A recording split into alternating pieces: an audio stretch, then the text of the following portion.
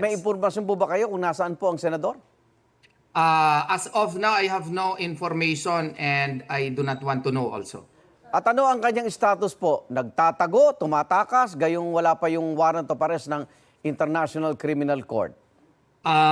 Ganito po, ngayon kasi yung kanyang personal safety is at stake, no? Ako maka-speculate lamang ako kasi hindi ako makasabi for him even if Opo. I am his lawyer, no? Opo.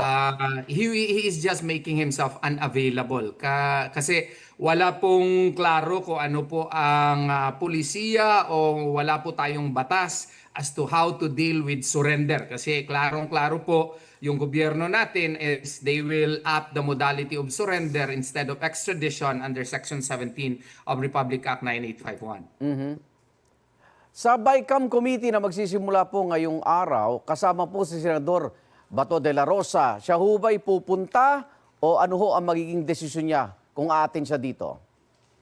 Well, sa pagka ngayon, hindi ako maka-answer niya kung ano ang desisyon niya. He may Opo. or he may not go po. Dahil nga po, kinakailangan po ng gobyerno to really have a clear-cut policy as to how we deal with surrender